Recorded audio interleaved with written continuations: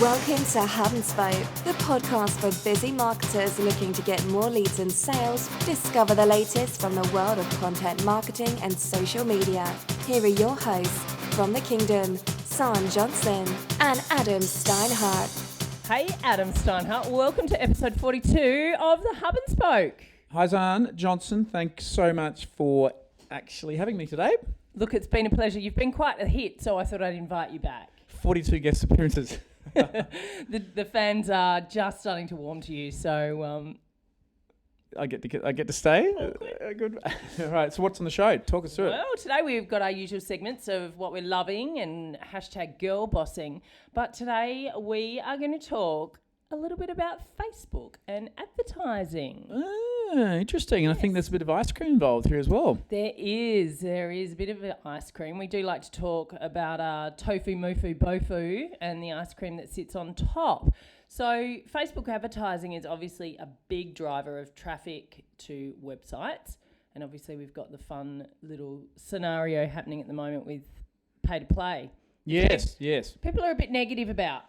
Well, and the thing is that often the people that are negative are sometimes spending thousands and thousands of dollars on TV and radio and press and billboards, none of which are measurable directly. And so it's quite amusing when that happens, I find, because Facebook, of course, is very much a pay-to-play platform now, but with wonderful options and terrific stats. Absolutely. It's an interesting one because people do, pardon the phraseology, bitch and moan. B&M. A bit of B&M going on. But if you actually have someone who knows what they're doing, Yeah. you can get yourself into a position where you're actually getting really, really, really good value for money. Way cheaper than what you'd be spending if you're on the same old TV show that you have no idea how many people actually watch. You know, those survey things really are, someone's got to call bullshit on those surveys. Like, who actually fills out the book? They say 169,000 viewers on the show last Sunday night. It's like, how do they actually know? 169,000 people actually saying, yeah, they watched it. And who's on their device halfway through? I mean, I can go down this one. Yep. I think we've heard this one before, but that's okay. You're totally right. Whereas Facebook and digital platforms is exactly what you say it's going to be. It is. And you can see it. You can actually see what's happening. You can see the number of clicks you've got. You can see if the demographics and the targeting that you've selected is actually working. And the beautiful thing about it is if it's not, you change it. Unlike with an ad campaign on TV where you can't change it. You ring up and you go, well, my phone's not ringing. Can you move the time? Yeah, exactly. Or I don't like my ad. I want to test it and change it. Well, I've got to go back and recut it and resend it up for approval, and away you go. So it's a vastly different, vastly improved platform over the conventionals. Now, Zan.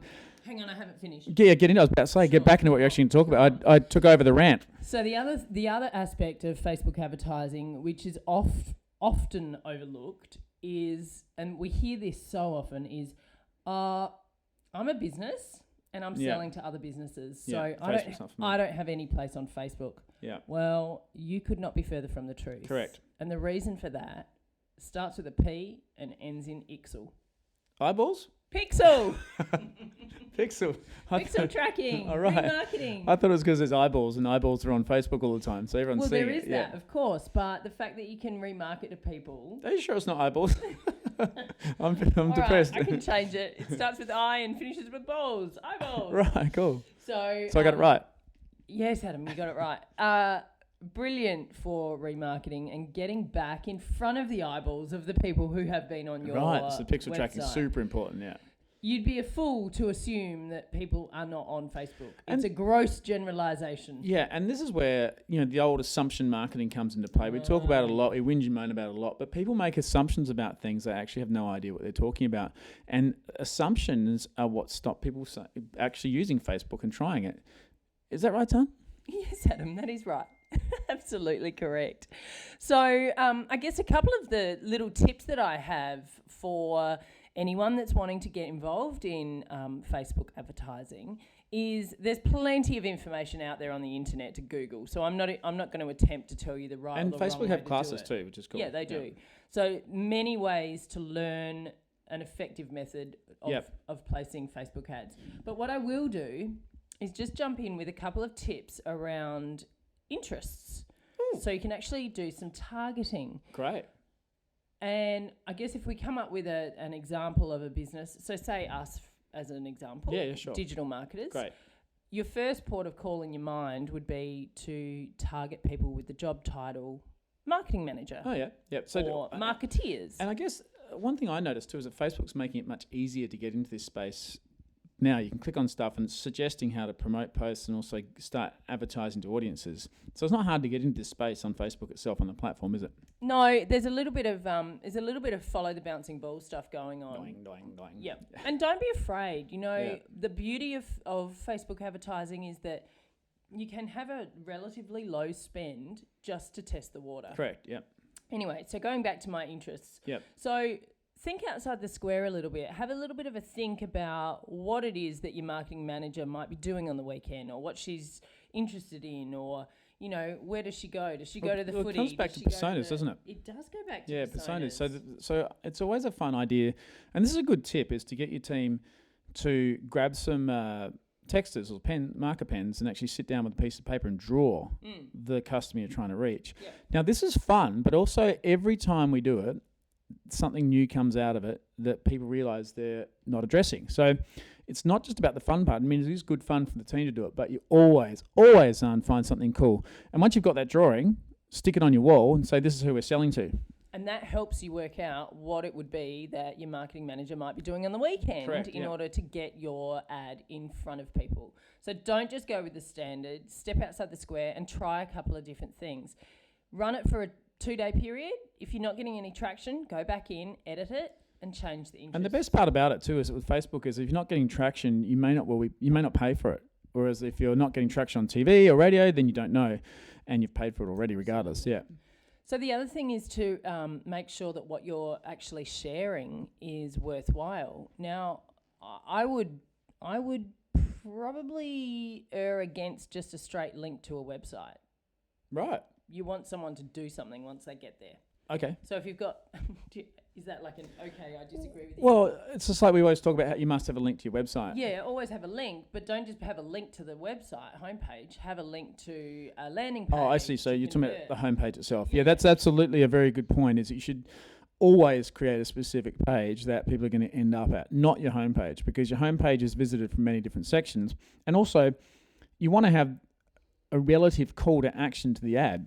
Yeah. So if the ad is on Facebook, you want to have a specific landing page that makes total sense in relation to that. So it's an easy, no friction transition from Facebook across to where you want them to end up. So you definitely don't want them going straight to your homepage. No. Or it might be that you're actually offering them a special offer or a download or ebook, sign here, webinar, yep. Yeah, webinar's a great idea. So lots of different options there. But if anyone would like some more information about targeting and interests and the like on Facebook, you're more than welcome to drop me an email. And that email address is Zahn, Z-A-A-H-N, at... Z-A-A-H-N, that's right, Zahn. At thekingdom.com.au. Now, what is the origin of your name, Zahn? Well, my mum and dad made it up, Adam. Thank you for asking. A lot of listeners have been wondering. It's a common question. Yes, it is. It's been a fairly common question through my life. Great. Now, that ice cream, that whole idea of targeting interests that are not necessarily relevant specifically, but are actually part of the persona's day-to-day lifestyle is actually the theory behind ice cream marketing for us. So the ice cream sits on top of the funnel, which is top of funnel, middle of funnel, and bottom of funnel, tofu, mofu, bofu. And on top is the ice cream, which makes an ice cream cone. That's all about your business creating solutions to problems that people don't even know they have. That's right. And so they stumble across stuff that they're trying to work out how to fix. Then, of course, your business is the solution. For example, sunburn in summer may well be an umbrella. Ooh, if you sell umbrellas, it's all about protecting sunburn in summer. Exactly. Okay, so there's a really simple example. And this gets back to a point that we raised in one of our Kingdom Live episodes a couple of weeks ago, where we talked about don't boost your donkeys, boost your unicorns. Ooh, I'm in E-or of you. If you have written a standout blog that is top of funnel, then that's your perfect piece to be putting into a boost. Good point. Like it. Good one. Nice one. Excellent. All right. So moving along, let's talk about what you're loving this week, Adam. What are you loving? Well, I've really stumbled across the Chrome App Store again in my travels, and there's all these extensions. And the reason I like it a lot is that it just grows and grows and grows. Every time you go back there, there's more. And so every now and then you go check it out. It's actually easy to get to. You just go to your extensions and under the one of the windows, the window menu actually. Yes. Go to your extensions and you'll see there at the bottom, discover more extensions. It takes you across the Chrome store. And once you're there are literally a squillion different extensions. There are tons of them, and they're getting added to all the time. So, have you got a favourite this week? well, my favourite without a question, I've got a couple of favourites. We've spoken about the page view extension before, screen capture. Image capture. Image capture, yeah. Yep. But also massive fan these days of the colour picker. So the colour Yes. picker allows you to pick a colour from your website page and then go ahead and that will return the hex code for you, which is great when you're doing any kind of design work. So the colour picker's a cracker. But, just go there and make sure you got to spare half an hour because you're going to blow up just cruising through and finding these cool things. You turn them all on and you can freak your Chrome browser out. So it's a distinct advantage to why Chrome is a better web browser than the average. Yeah. I'm a big fan of the pin it button, having the pin it extension up there and allows you, I was trying to say enable and allow together, allows you to pin anything on that page back to your Pinterest board. So that's super handy. But definitely agree, the Google Chrome extension store is very cool. Good fun. And Safari, Apple are way behind on this. Yeah. Miles behind. They really got to get their act together on that one. Very, very nice. Well, what am I loving this week is very social based. And we're going to cruise on over to Instagram land today because I'm loving Instagram Live. Instagram Live, tell me about it. Well, it's very similar to Facebook Live. Yeah, right. Yep. But it's obviously done through Instagram. Okay. So, you can go live to all your viewers. And what happens is, in the same way that Facebook does it, a little pop-up comes up on your Instagram screen and says, hey, Zan's just started a live video. Jump on in before you miss it. So it's going to all your Instagram followers. Yeah. Okay, cool. So for people out there who have a huge Instagram following, it's absolutely awesome because, and we talk about this a lot, there's no call to action with Instagram. So you can totally give call to actions, yeah. Yeah, well, you verbally can say, hey, if you want to know more about this, jump on my website or call me or use the hashtag or. So how would you use Instagram Live? Well, lots of different ways. Yeah. You can show a new product. Yeah. You can show a product in action. You can interview someone. So if you are B2B... Is it time restricted or is it unlimited? Oh, I don't know. I got you on Instagram. Oh, wow. Being the Instagram god that I am, of course. You tripped me up. But just fantastic. And the other aspect of Instagram that I'm loving right now, I have spoken about this before, is Instagram stories. They're just super fun. And I love that if you've missed someone's Instagram story, they are all in time sequence and you get to go through all of them before you see the most current one. So it's a little bit like a little mini TV show. Oh, exciting. Yeah, I know. I love it. I'm mildly addicted. It's like the days of our lives for people. Exactly. Yeah. Very, very cool. So what's I think a good reminder, and it does segue into our next bit, Zan, is that for those people that have invested the time in Instagram and not really knowing where the platform's going, but it's gone out there and made a big effort to get their audience, all of a sudden Live comes along, they've got, let's say you've got 5,000 Instagram followers or 1,000, whatever the number is. The effort you took to get those has suddenly paid off in spades because now you're actually getting live videos straight to those followers. Would you agree? I would definitely agree with you. Yeah. Good. Very good. I love it. Instagram forever. Okay. Hashtag girl boss. I'm going to let you... No, I'm going to go first on this one. Okay. I'm going to be bossy, hashtag girl boss. So I haven't warned you on this, but I'm tipping it on its head. Ooh la la. I'm going outside the realms. I'm going hashtag girl boss of the world. Oh my goodness. OMG, hashtag girl boss of the world. Let's open up a whole new can of sardines. Yes, it does. I'm stepping outside the square I live in. Is that because something's really annoyed you? Yes. What is that something? I am going to say to you, hashtag girl boss of the world, if I could change anything In the whole world. right this now, is quite a large topic. is I would ask people to just chill out and loosen up with social media for business. Right. Explain. Social is fun. It's supposed to be social. So don't take it so seriously. Well, it's about building community, and if you are building community, then you need to be actually engaging in community, and if you're not, then you're out of it. You're just not involved at all. It comes back to the assumption marketing thing, doesn't it? Mm-hmm. So many times we hear we cannot do this because of, based on their assumptions, as opposed to just going and trying and adjusting as you go. Agree? I totally agree.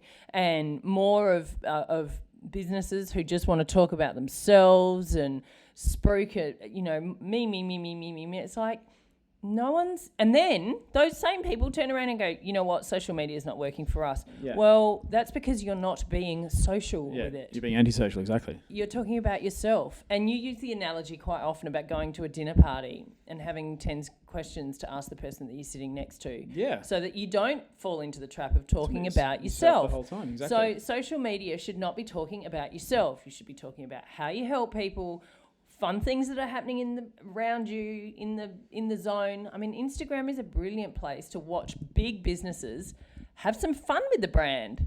Yeah, so, and I guess if I'm going to go on this is a great topic, hashtag girl boss of the world. We might have to make this the norm, I think. This is way better. Is that there's so many people are trying to predict. They want to know what's going to happen with their marketing. So they say, well, what are we going to do if this happens? Or we want to spend this and get this result. It's like, well, there's no insurance of marketing. And you're doing things where you have no idea other than controlled experience as to what the future is going to do. And so you can't just lock this stuff down. So, well, if we spend $1,000 on Facebook, we better get this. It's like, well, you just don't know. There's no guarantee if you spend $1,000 what's going to happen. What you have to do as you go along, if I am going to be the hashtag girl boss and change things, is make people perhaps appreciate that it's all about check it, learn it, refine it, go again. Check it, learn it, refine it, go again. It's this process of learning and evolution that's critical, not the whole, we want to predict how it's going to turn out before we do anything. If we can't predict it, then we're not going to do it. It's a really interesting point because, if you do spend $1,000 on Facebook advertising and you don't get the results you're hoping for, you're still going to have a heap of data that you can do something with, as opposed to Mother's Day rolls around next year and you decide to go and do exactly the same TV campaign that you ran last year and still got nothing from it. Yeah. So... Good topic. Hashtag girl boss of the world. Awesome. What about you? Hashtag girl boss of the world. I just did it, the prediction thing. Oh, right. Yeah, totally. Yeah. Oh, you melded. Yeah, I merged. Excellent. Very, very. But don't get me started on iTunes. Oh, let's do that let's have a real hack into Apple and some of their products in another podcast. Correct. Because I've got some gripes about iPhoto and iCloud. Oh, GarageBand. Oh my gosh. Yeah. Anyway. All right, well that is episode 42. Done and dusted. Done and dusted. Thank you for joining us. If you would like to reach us on Twitter, you can do that by tweeting at us at hub_n_spoke. You can see our website, thekingdom.com.au. A stack of great content on there to help with all things digital marketing. Adam, anything you'd like to add before we sign off for EP 42? Well, we've been doing this for a year, so I think we've decided that next week we might relaunch. So relaunch? I've got to go and find Celia again. I don't even know where she is. Oh, she's madly typing away in the typing room, typing out her new script. She's got a sixth sense. She knew it was coming. Perfect. Oh, well, on that note, she better take it away. See you later. Bye. For all the new shows, check out www.thekingdom.com.au/hub and spoke. You have been listening to Adam Steinhardt and Zan Johnson of The Kingdom, an inbound marketing agency from Adelaide, South Australia. HubSpot Platinum Partners and the International HubSpot Partner of the Year 2015.